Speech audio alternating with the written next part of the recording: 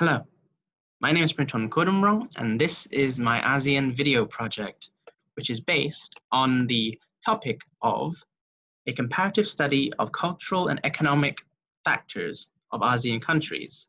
So the hypothesis is based on the fact that I believe that the differences between ASEAN countries comes from the effect of colonization on certain countries, whereas the similarities comes from a common cultural and religious roots. To do my research, I wanted to find a new way to do it, and I did so by interviewing two of my good friends, one named Alma Diafrida from Indonesia, and the other Trin Delara from the Philippines. I asked them three questions. The first one is what, in your opinion, was the most significant cultural development that led to how your country is now, which can be anything from religion to tradition to anything. Now, in terms of Alma, her belief was that it was on the idea of cultural and religious freedom. And this is shown by the fact that Indonesia has 6 major religions: Islam, Christianity, Catholic, Hindu, Buddhism, and Konghucu. And Indonesia is very adamant in its belief of diversity, as their motto is unity in diversity, with over 1,300 ethnic groups. Their history is that they have been colonized by many states, including Portuguese, Dutch, and Japanese, with both communist and non-communist dictators being a part of their culture before becoming independent.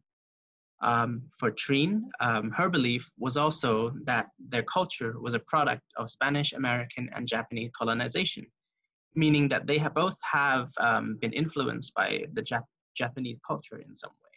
They became independent in 1962 and became subject to martial law system soon after, which has affected their culture considerably. They expressed religious freedom with emphasis on Catholic beliefs due to 300 Spanish year rule. My second question is in regards to how would you describe the socio-economic state of your country? What is their major industry? For Alma, Indonesia, the major industry was natural resources, as they are a global supplier of tin and other fuel sources. As well as that, they also run a small social enterprise, very big industry with startup companies, and majority coming from young people ages 25 to 34, which is supported heavily by the government.